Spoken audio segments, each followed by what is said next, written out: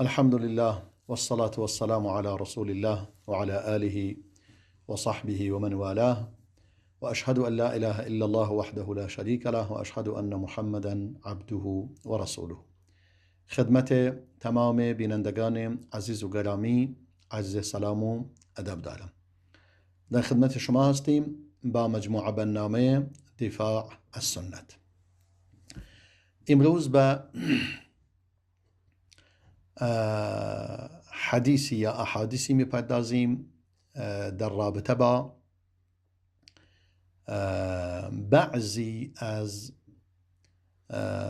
اسباب عذاب قبر.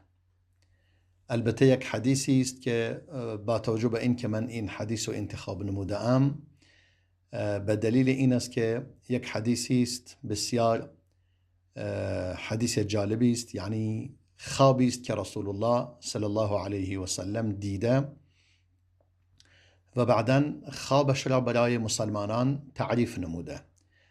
در این خواب مسائل بسیار زیادی را مشاهده نموده با چشمان خودش.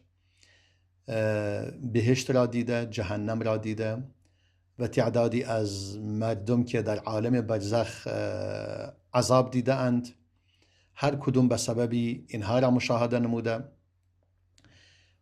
اما با توجه به این که این حدیث در واقع یک حدیث طولانی است، با توجه به این که این حدیث مربوط به عالم برزخ است و مربوط به عذاب قبر است، من هم دوست دارم قبل از آن دلایلی از قرآن در ارتباط به عذاب قبر بیان کنم. به نظرم صریح ترین دلیل برای عذاب قبر در قرآن، البته عذاب قبر یک چیز قید غالبی است.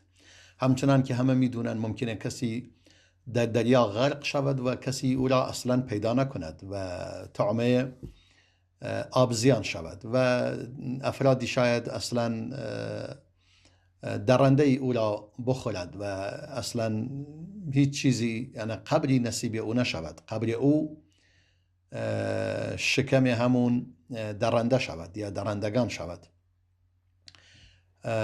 این احتمالات وجود دارد. کسی مثلا در آتشی می سوزد، دیگه هیچی ازش باقی نمیمونه مثلا. در نتیجه این که گفته می شود عذاب قبر یک قیدی است غالبی، یعنی غالب انسان ها معمولا و میمیرند و بالاخره دفن می شوند. وگرنه اینجا باید ما بهتره بگوییم عذاب در عالم برزخ، یعنی بعد از مرگ و قبل از فرارسیدن آخرت، که در اونجا که پروردگار میفرماید در سوره مؤمنون آیه 100 آیه 99 تا 100 میفرماید انسان ها همچنان بر راه انحراف و کفر خود ادامه میدهند تا اینکه یکی از آنان مرگ به سراغش می آید. حتی اذا جاء احدهم الموت قال رب ارجعونی، میگوید ای پروردگار منو بازگردانید، یعنی به دنیا بعد از اینکه مرگش فرا رسیده و مرده در عالم برزخ. میفرماید کلا انها کلمة هو قائلها، نخیر، چنین نخواهد شد، این تنها سخنی است که او بر زبان جاری می کند. و من ورائهم برزخ الى یوم یبعثون، و در پشت سر آنها برزخی وجود دارد، یعنی مانعی وجود دارد که راه برگشت را برای آنها در واقع ناممکن می کند. و من ورائهم برزخ الى یوم یبعثون، یعنی تا روز بعثت و زنده شدن، مبعوث شدن. در این آیه به واضحی روشن شده که اونجا اسمش عالم برزخ. چرا گفته می شود برزخ؟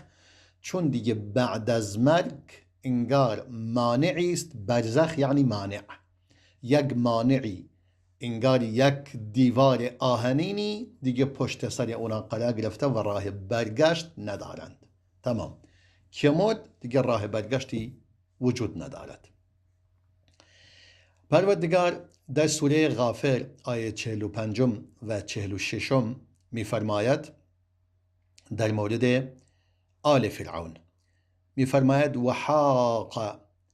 وحاق بآل فرعون سوء العذاب. میفرماید بدی عذاب یا عذاب سخت بر آل فرعون وارد شده. حاق بآل فرعون سوء العذاب. خیلی خوب، این عذاب چی هست؟ النار. این عذاب آتش است. چگونه؟ یعرضون علیها غدوا و عشیا، یعنی آنها بر اون آتش عرضه می شوند، روی اون آتش انگار گذاشته می شوند، مثل این که چجوری یک سیخ کباب یا سیخ گوشتی روی آتشی قرار می دهید، اینجوری میگه آنها به آتش عرضه می شوند، بر آتش هر صبح و شامی، غدوا و عشیا. غدوا صبحگاه، عشی شامگاه، یعنی هر صبحگاه و شامگاهی این برنامه آنان است که به آتش، بر آتش دوزخ عرضه می شوند. البته گفتیم میگه بر آتش، نگفته دوزخ یعنی جهنم.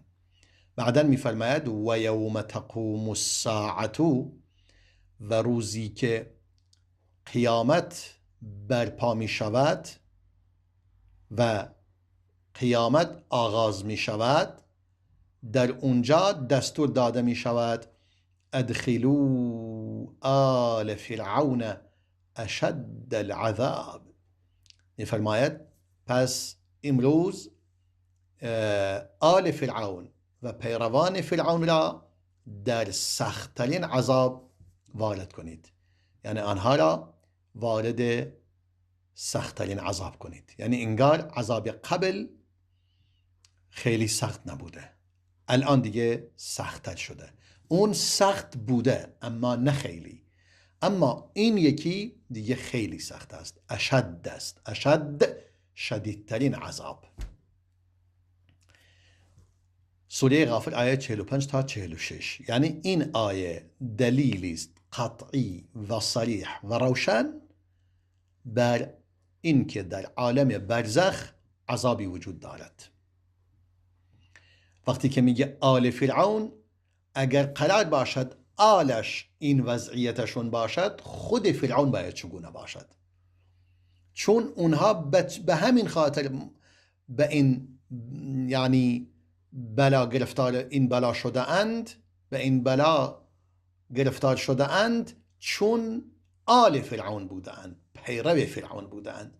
حالا خود کسی که رهبر اینها بوده باید وضعیتش چگونه باشد؟ این دیگه میگه یعنی وقتی که در مورد آلش صحبت میکند دیگه شما از خودش نپرس، خودش دیگه باید چی باشد؟ مشخص عذاب خودش سخت‌تر از اینا خواهد بود. پس این دلیل برای اثبات عذاب در عالم برزخ. و یک آیات دیگری وجود دارند، اما چون دیگه مثل این یکی صریح و قطعی نیست، نمیدونم، میخوام اشاره نکنم، ولی الان به حد اقل این یکی در مورد در سوره توبه اینم اشاره کنم. آیه 101 سوره توبه مثلا پروردگار در مورد منافقین صحبت میکند، اونایی که در نفاقشون خیلی ماهر هستند و مهارت خیلی عجیبی پیدا کرده اند، به گونه ای که حتی رسول الله صلی الله علیه و سلم آنها را در ابتدا نمی شناخت.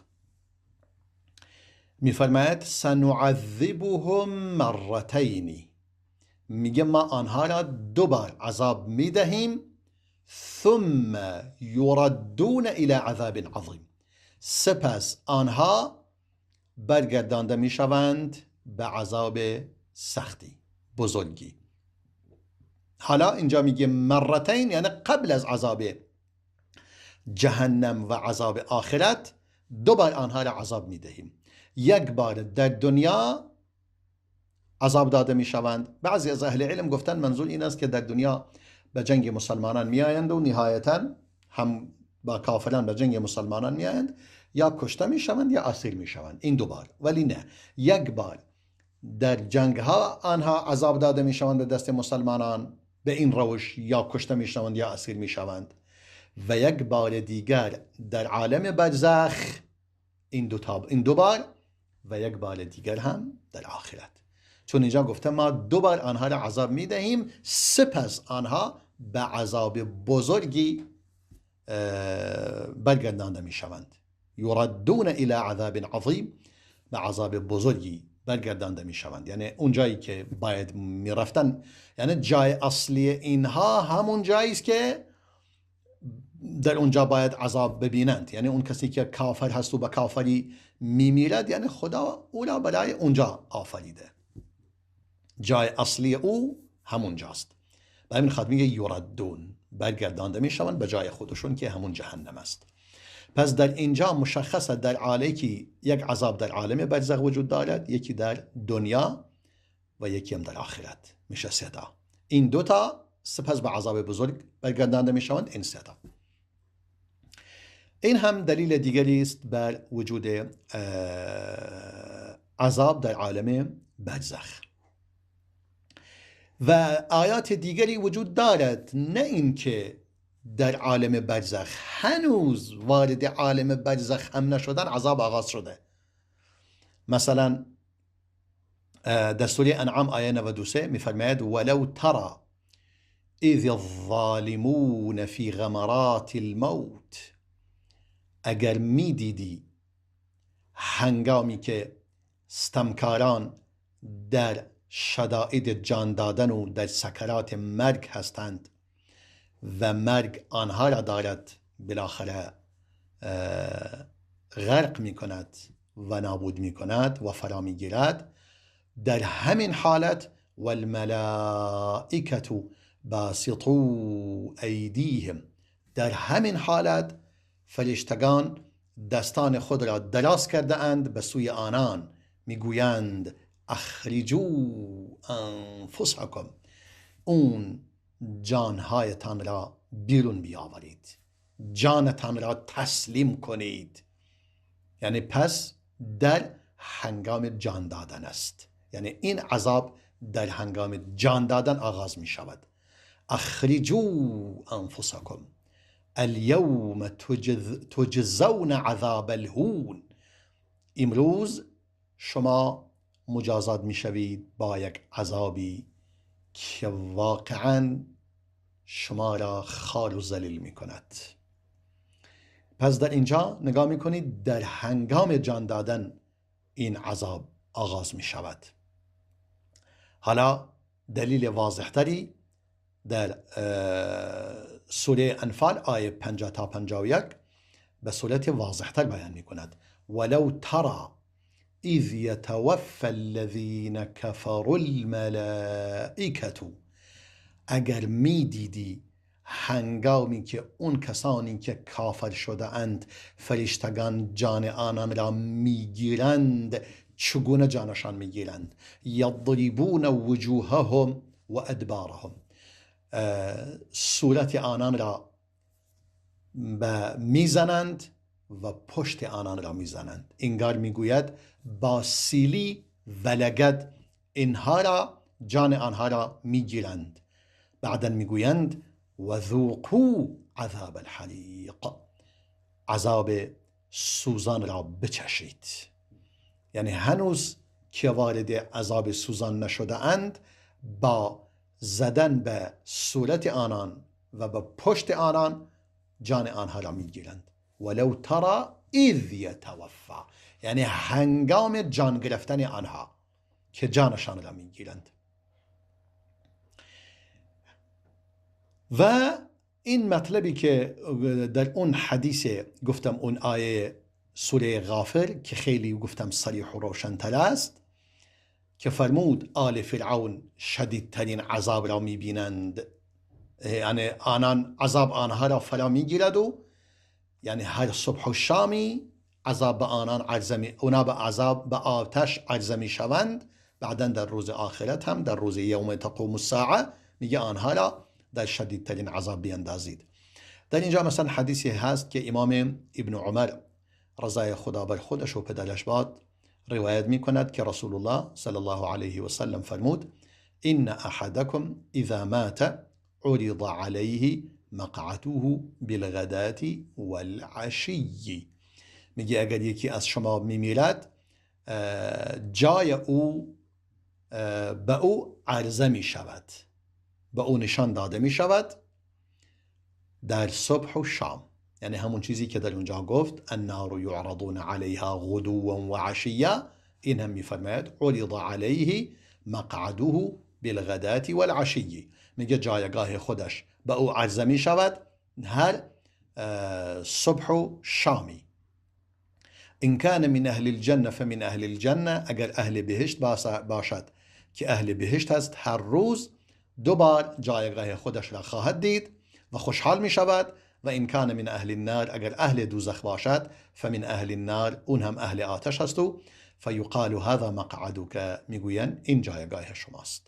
یعنی هر روز دوبار جای خود را به او نشان میدهند حتی یبعثک الله الیه یوم القیامه، تا زمانی که تو را زنده میگرداند برای اون جایگاه خودت در روز قیامت. یعنی این هم میتواند اون یعرضون علیها غدوا و عشیا، یعنی به جایگاه خودشون عرضه میشون. میگه این جایی که شما به آن میروید همون است، نگاه کن، خب جایگاه خودت را مشاهده کن. هر روز مثل یک تلویزیون جلوی چشمش جایگاه او را خودش را میبیند و خودش به آن عرضه میشود. این هم دلایل اثبات مسئله عذاب قبر از خود قرآن و اکنون اون حدیثی که رسول الله صلی الله علیه و سلم فرموده به آن میپردازیم. در این حدیث این حدیث را حداقل متن عربیش که نخونم که خیلی طولانی میشه که بتونیم به همه احادیث برسیم. حدیثی است که امام بخاری و امام مسلم، یعنی حدیث متفق علیه است که دیگه انسان کاملا اطمینان حاصل می کند. وقتی که حدیثی در صحیح بخاری و مسلم باشد دیگه انسان با اطمینان بیشتر آن را میپذیرد. هرچند فرقی نمی کند حدیث وقتی که صحیح باشد با سند صحیح و با سند معتبری به دست ما رسیده باشد دیگه تمام با روی دل و جان میگذاریم و آن را میپذیریم. و کار ما که بحث دفاع از سنت است به خاطر همین است. حالا مثلا این مطلب هم مطلبی است که در سنت بیان شده و رسول الله صلی الله علیه و سلم برای ما بیان میکند و خواب پیامبران کلا وحی است. یعنی قسمتی از خواب از وحی برای پیامبران از طریق خواب است. و حتی اذان دادن ما از طریق خواب یکی از اصحاب، 2 صحابه ثابت شده، 2 خواب دیده اند. خواب این اذانی که ما الان انجام میدهیم، یعنی صیغه اذان، الفاظ آن در خواب به یکی از اصحاب گفته شد و آمد رسول الله صلی الله علیه و سلم عرضه کرد، پیامبر خدا فرمود خوابت کاملا درست بوده و خواب صحیحی بوده و رسول الله آن را به عنوان اذان تثبیت نمود. شاید روزی به اون حدیث بپردازیم، چیز قشنگیه. در اینجا این حدیث که امام بخاری و مسلم با سند خود این حدیث را روایت می کنند از سموره ابن جندب رضای خدا بر او باد، یکی از اصحاب رسول الله، فرمود رسول خدا صلی الله علیه و سلم هرگاه نماز صبح را ادا می کرد، تمام می کرد، میگه به ما روی می آورد و می گفت آیا امروز کسی از شما خوابی دیده؟ آیا امشب یا بگیم دیشب به قول فارسی، آیا دیشب کسی از شما خوابی دیده؟ میگه اگر کسی خوابی را دیده بود بازگو میکرد و اون هم میگفت ماشاءالله ماشاءالله، یعنی برای خوابها که تعریف میکردند رسول الله میفرمود ماشاءالله. میگه روزی از ما پرسید، گفت آیا امروز کسی از شما خوابی دیده؟ گفتیم نخیر. فرمود اما من خوابی را دیدم، گوش کنید تا من برای شما تعریف کنم. فرمود من امروز در خواب دیدم، یعنی امشب، لکنی رأیت اللیلة، همین امشب یعنی شب گذشته، همین امشب گذشته من خواب دیدم 2 نفر آمدن پیش من و دو دست من را گرفتند و من را بیرون بردند به یک سرزمین مقدسی. یعنی در اینجا الى الارض المقدستی نگفتم مثلا این سرزمین مقدس کجا بوده، یعنی نزد امام احمد میفرماید منو بردن به سرزمینی به فضای بازی یا به یک سرزمین مثلا صافی. و در لفظ دیگری حتی اومده در حدیث امام علی که روایت میکند، میگه منو به سمت آسمان بردند. به هر صورت میفرماید منو به یک سرزمین مقدسی بردند یا به یک جای مناسبی بردند، چون در این خواب مشخصه به آسمان ها هم رفته. فاذا رجل جالس ورجل قائم بیده کلوب من حدید. میگه ناگهان دیدم مردی نشسته است و یک مرد دیگری ایستاده و یک قلاب آهنین دستش است. کلوب که در فارسی گفته می شود قلاب، ظاهرا یکی هستند این دوتا، یعنی هم عربی و فارسیش یک لفظ بودند که یا فارسا از عرب گرفتند یا عرب از فارس گرفته. کلوب میفرماید احتمال دارد در اصل عربی باشد، بیشتر به عربی میخورد. کلوب من حدید یعنی یک قلاب آهنین را در دست داشت. میگه این شخصی که این قلاب آهنین در دستش بود، این قلاب را وارد دهن این شخص میکرد، یعنی یک طرف از دهنش رو وارد آن میکرد، قلاب را اینجوری به گونه آن را میکشید و آن را شق میکرد تا پشت سرش، تا پشت گردنش، به گونه ای که حتی بینی و همه چیزش به سمت، میگه بینی هایش به این سمت به پشت سر میبرد و چشمانش همه کلا چهره به این سمت متمایل میشد، به سمت پشت سر.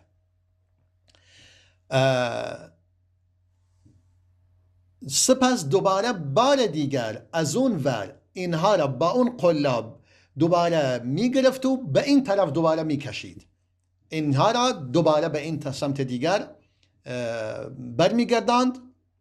حالا اگر ما در این دنیا اینو نگاه کنیم، این یک چیز شدنی نیست، یعنی شما قلابی را روی اینجا بزنی معمولا اینجا را پاره میکند، شق میکند و پاره میکند، ولی اینجا متحول نمیشه، یعنی صورت به این سمت برگردد. ولی اینجا انگار کل صورت برمیگشته به اونور، به گونه این کار رو انجام میداد که کل صورت به اونور برمیگشت و دوباره آن را به این ور دیگر میچرخاند با همون قلابی که در دست داشت. یعنی هنوز انگار میگوید این کار رو برایش انجام میداد ثم يتحول إلى الجانب الآخر فيفعل به مثل ما فعل بالجانب الأول فما يفرغ من ذلك الجانب حتى يصح ذلك الجانب كما كان. میگه این انگار میفرماید وقتی که اینو به انسان برمیگرداند تا زمانی که برمیگشت که از این طرف دیگر مثلا دهانش این کار رو انجام بده دوباره به حالت اول برمیگشت.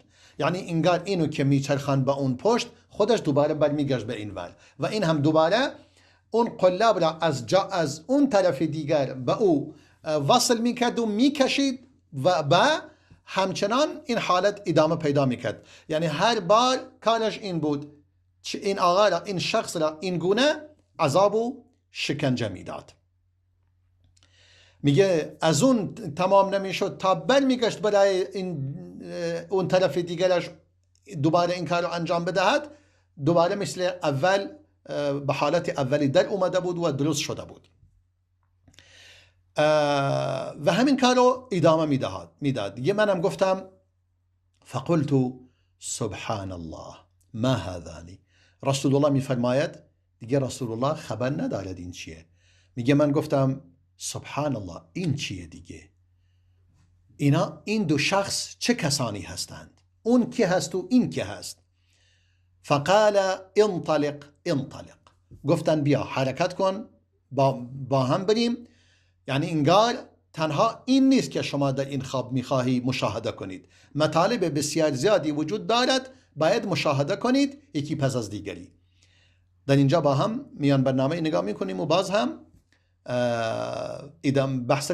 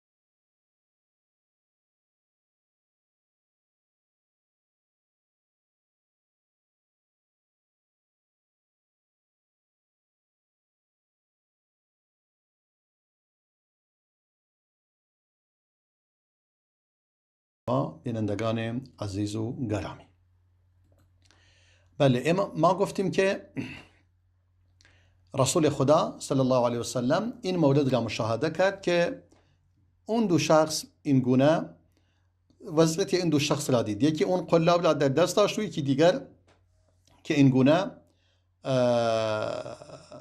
یعنی یک مردی که نشسته بود و اونی هم بالای سرش ایستاده بود و این گونه او را شکنجه میداد.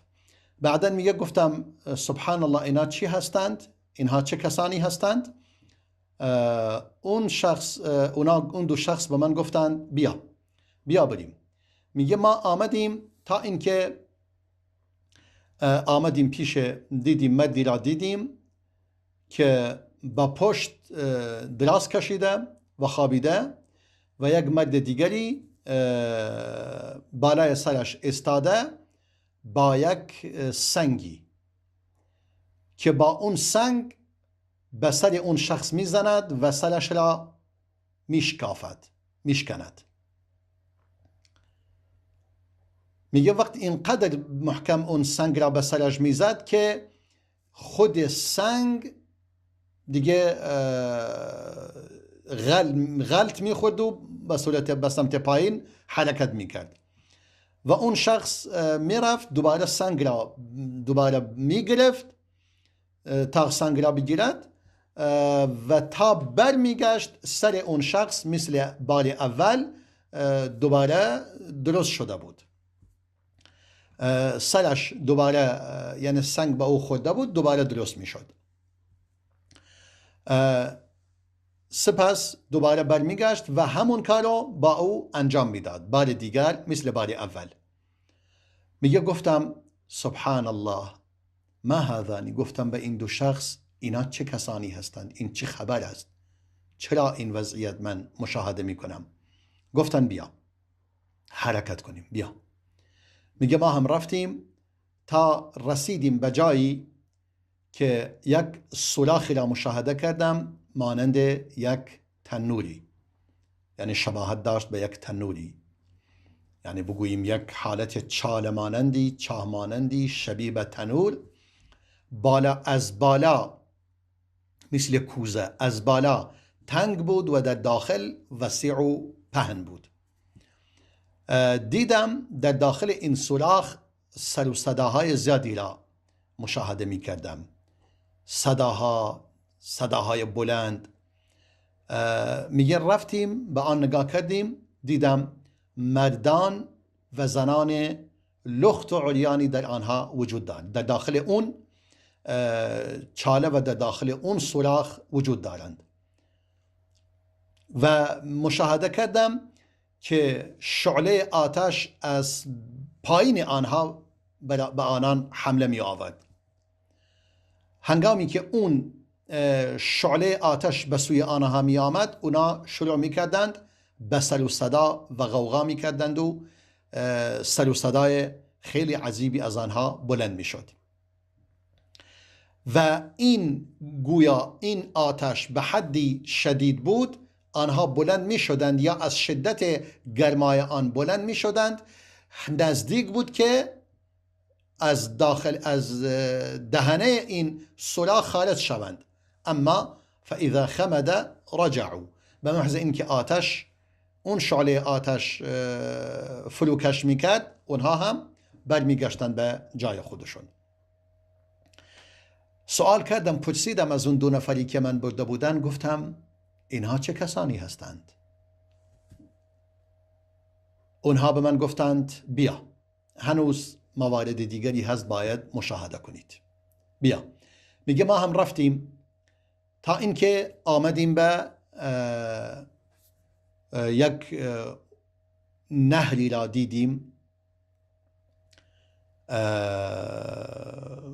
نهر یعنی یک رودخانه دیدیم. رودخانه بود از خون، یعنی رودخانه خونی را مشاهده کردیم و دیدم در اون نهر مردی وجود دارد که داره شنا می کند و در کنار آن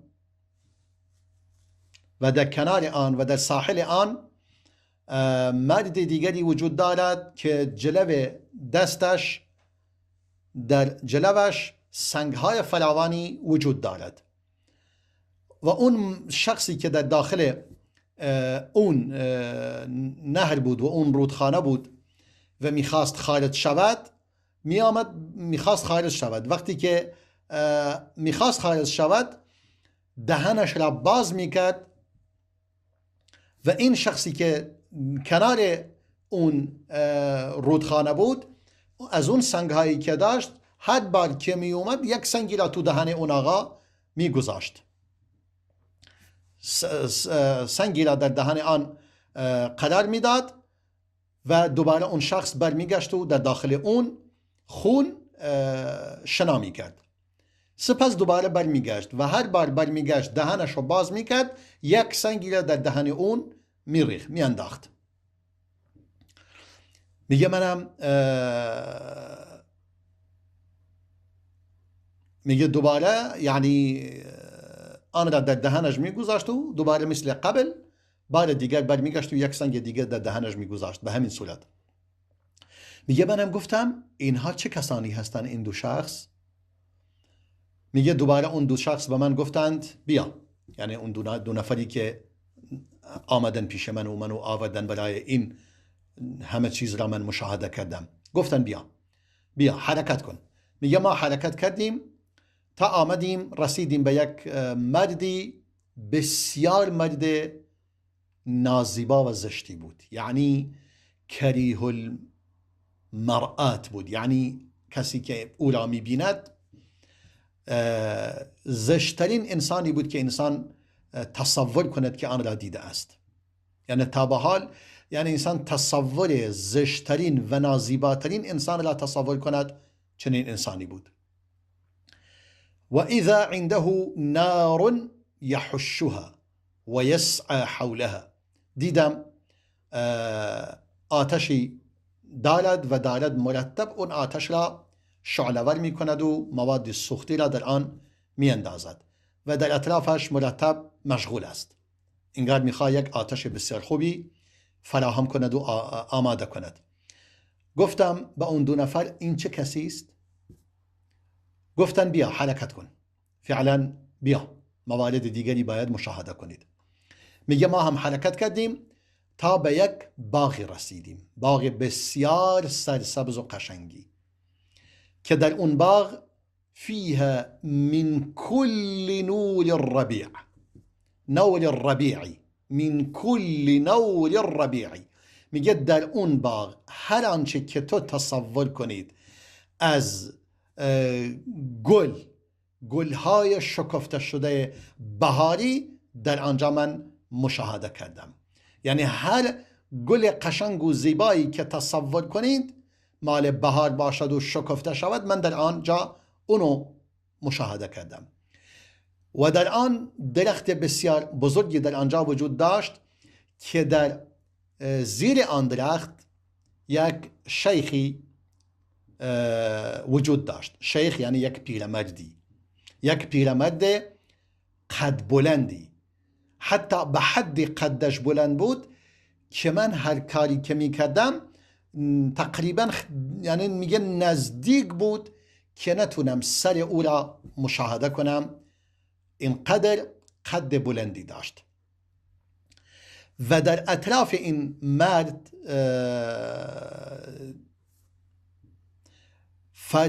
کودکان بسیار زیادی را مشاهده کردم که تا به حال ندیده بودم. گفتم این چیه و اینها چه کسانی هستند؟ فرمود این دو نفر به من گفتند بیا، انطلق حرکت کن بیا. میگه بعدن منو بلند کردند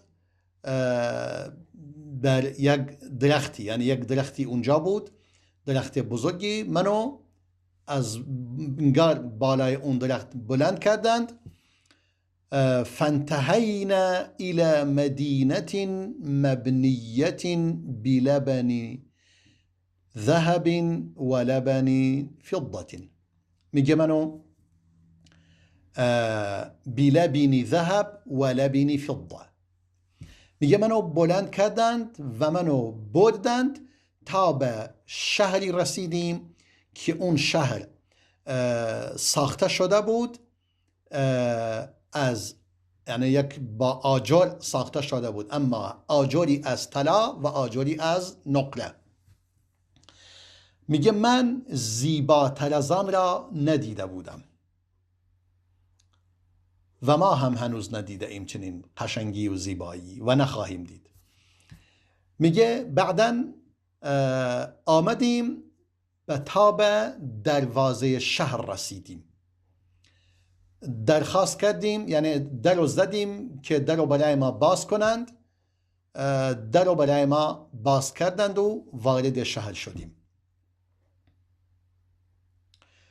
و در اون شهر افرادی را مشاهده کردیم، مردانی را دیدیم که نصف بدنشون خیلی قشنگ و زیبا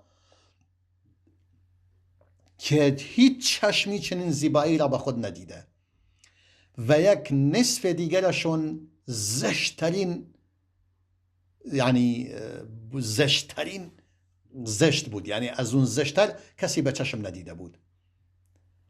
بعداً از اونا خواستن، گفتن برید اونجا یک نهری بود، یک رودخانه‌ای بود، گفتن برید خود را در اون رودخانه بیندازید. دیدم یک رودخانه بسیار پهن، یعنی یک آبی بود بسیار پهن که در حالت جریان بود. آبش اصلا مثل شیر، سفید مثل شیر، یعنی آبی بود روان و جاری مثل شیر و آنان رفتند و خود را در آن انداختند. سپس برگشتند، دیدم تمام اون زشتی که اون قسمت دیگر بدنشون داشت برطرف شده و کاملا تمام بدنشون یکسان شده و مثل، یعنی قشنگ و زیبا و زیباترین نوع. فصاروا فی احسن صورت، دیگه در قشنگترین شکل و شمائل برگشتند. گفتند این چیزی که شما دیدید، حالا به صورت مختصر، مگه خیلی مختصر تا بتونیم به همه برسیم، فرمود این چیزی که شما دیدید این بهشت است، بهشت جاودانه است، جنت عدن، یعنی اون جنت عدن یعنی بهشت عدن، جای اقامت و ماندگاری است، بهشت جاودانه. میگه سپس منو از اونجا بیرون آوردند و منو بلند کردند با همون درختی که گفتم و منو وارد خانه‌ای کردند که زیباتر و قشنگتر از آن، که در اون خانه مردان و جوانان زیادی وجود داشت. گفتم امشب منو خیلی گردوندید، جاهای زیادی منو بردید، به من بگید اون چیزهایی که من دیدم. اونا گفتن بله، اون چیزی که دیدی که اون آقا قلابی در دست داشت و یک شخصی را آنگونه عذاب میداد و دهنش رو با این صورت پاره میکرد، اون یک انسان دروغگویی است که دروغ میگوید. فکذاب یحدث بالکذبتی یا بالکذبتی، دوتایش درست است، یعنی یک انسان دروغگویی است که دروغهای میگوید، دروغهای بسیار بزرگ، دقیقا مثل امپراتوری دروغ ایران. یعنی دیگه ما دروغگوتر از این نظام فاسد را در تاریخ ندیدیم و نشنیده ایم. دروغگوتر و دروغگوتر از روافض در هیچ جنسی وجود ندارد، چون دین آنها دین دروغ است، هیچ ربطی به اسلام ندارد. حالا این هم مجازات اون کسانی است که این گونه دروغگویی میکنند و با دروغ سر پا ایستاده‌اند. گفت اینها کسانی هستند که دروغگو و دروغشون از آنها به تمام آفاق میرسد، یعنی به همه جا میرسد، یعنی دروغ اینها هم به کل دنیا رسیده. امروز کسی نیست که نظام فاسد این خامنه ای را دروغگوترین انسان ها ندونند. یعنی از تمام سران این نظام، از خامنه ای گرفته تا وزیر کشور، تا وزیر خارجه، تا کل نظام، تا رئیس مجلس، تا نمایندگان مجلس، یعنی کسی سالمی در آنها دیده نمی شود.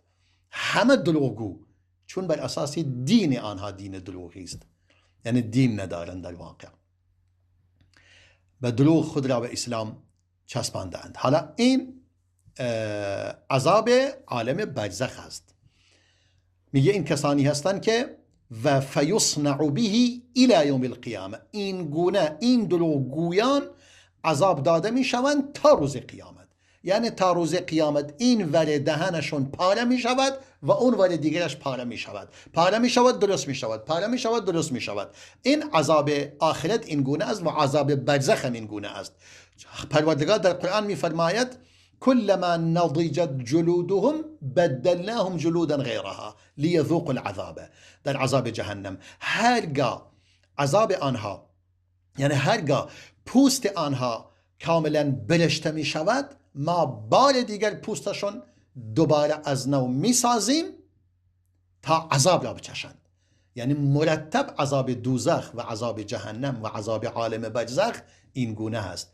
عذاب داده می شود، دوباره مثل اول می شود، دوباره عذاب می بیند، به همین صورت تا میگه تا روز قیامت.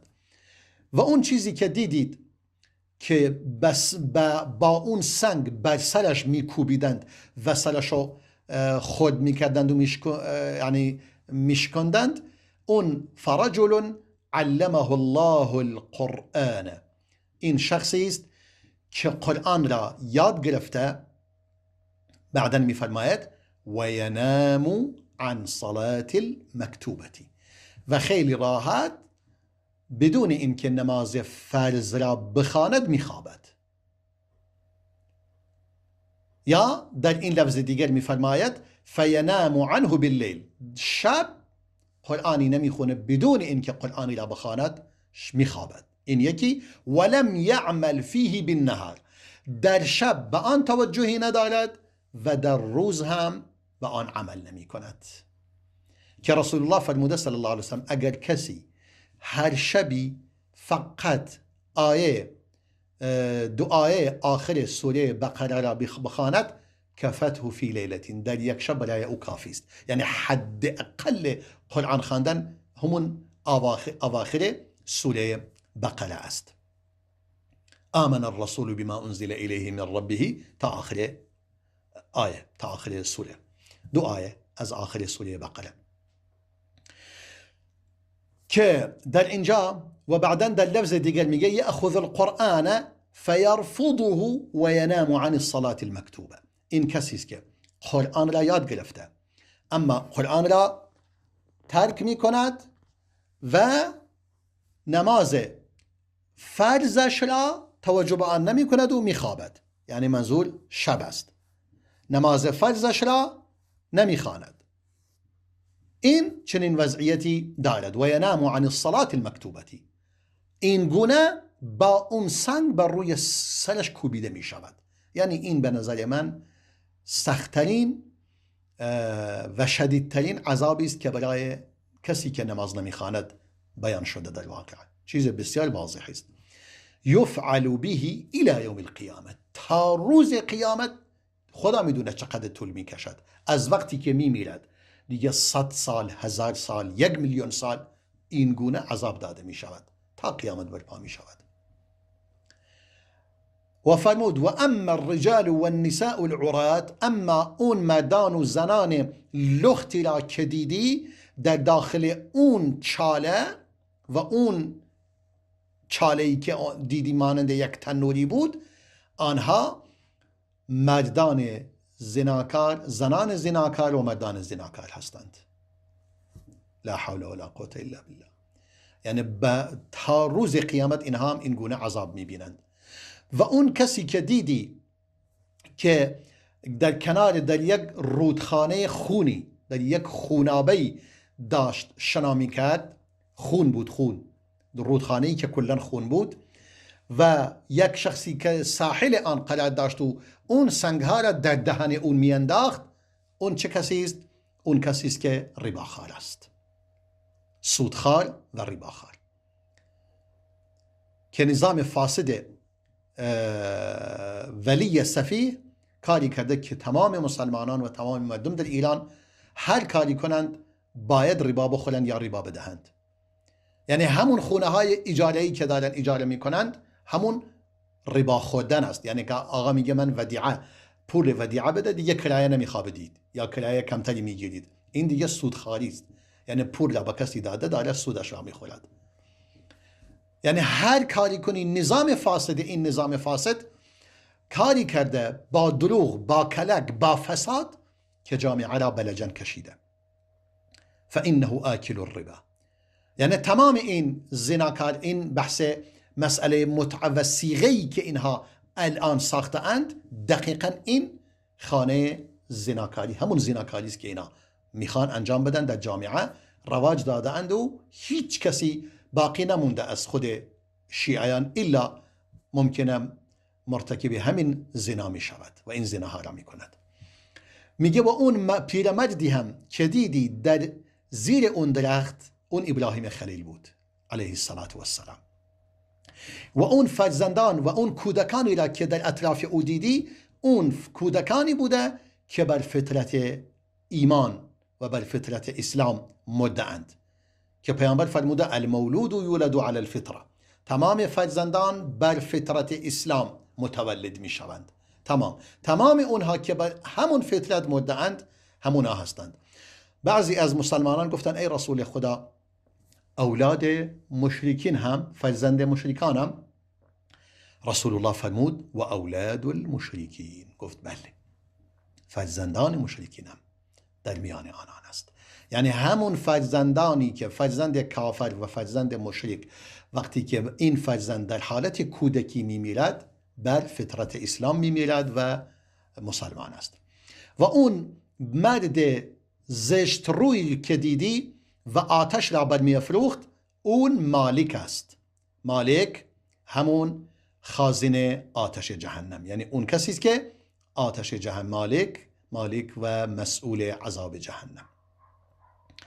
و اون خانه‌ای که اولین بار دیدی و وارد آن شدید، خانه عامه مسلمانان است. عامه مسلمانانی که گفت خانه خیلی، یعنی شهر خیلی قشنگ و زیبایی بود، و گفت اون افرادی که دیدی قسمتی از بدنشون خیلی زیبا بود و نصف بدنشون خیلی زشت بود، آنها کسانی هستند که عمل صالح و عمل ناصالح را انجام دادند. یعنی هم عمل صالح دارند هم عمل ناصالح. عمل صالحشان این گونه قشنگ و زیبا و عمل ناصالحشون این گونه است که پروردگار نهایتاً آنها را عفو می کند و از گناه آنها، یعنی گناه آنها را آمرزیده. به همین خاطر و فرمود اون خانه دیگری که وارد آن شدید، اون هم خونه شهدا است. و من جبریل هستم و این دوستم که همراه هم است اینم میکائیل است. یعنی ما این دو نفری که رسول الله صلی الله علیه و سلم در خواب دید آمدند و او را بردند، یکی جبرئیل بود و دیگری میکائیل. بعدن گفت الان سرت را بلند کن. میگه سرم را بلند کردم، فاذا فوقی قصر مثل السحابة البيضاء. گفت الان سرت را بلند کن. سرم که بلند کردم، یک کاخی را دیدم، یک قصری و کاخی را دیدم مانند ابر سفید و قشنگ. گفتند این منزل شماست، این خانه شماست. گفتم پس اجازه بدید که من وارد خانه‌ام شوم. گفتن نخیر، انه بقی لك عمر لم تستکمله. نخیر، تو هنوز مقداری باقی مونده از عمرت، هنوز تکمیل نکرده اید. فلو استکملته اتیت منزلک. هر وقت این مقدار عمر دیگرت را تکمیل نمودی، وارد خانه‌ات خواهید شد. سبحان الله، ما شاء الله ولا حول ولا قوة الا بالله. این خواب بسیار قشنگ و بسیار زیبا که وحی است از جانب رسول خدا صلی الله علیه و سلم برای رسول خدا و برای تایید بیشترش و برای اینکه با چشم خودش اون جایگاه ها را ببیند، بهشت را ببیند، جهنم را ببیند، اهل جهنم را ببیند، تعدادی از اهل جهنم، تعدادی از گناهکاران و اهل عصیان را مشاهده کند. مسلمانان از خداوند متعال بخواهیم که ما را یاری دهد و توفیق عمل صالح و کردار پسندیده عطا فرماید که از این گونه افراد نباشیم، با نماز و عبادت خود پایبند باشیم و عفت و پاکدامنی خود را حفظ کنیم، مال خود و خانواده و فرزندان خود، و از راه شرعی کسب و کار خود را یعنی کسب و کار کنیم و دنبال کسب رزق باشیم از راه حلال، فقط از راه حلال. ظاهرا وقت ما به پایان رسیده و باز طولانی هم شد. خداوند متعال یار و نگهدار من و شما باشد و السلام علیکم و رحمت الله و برکاته.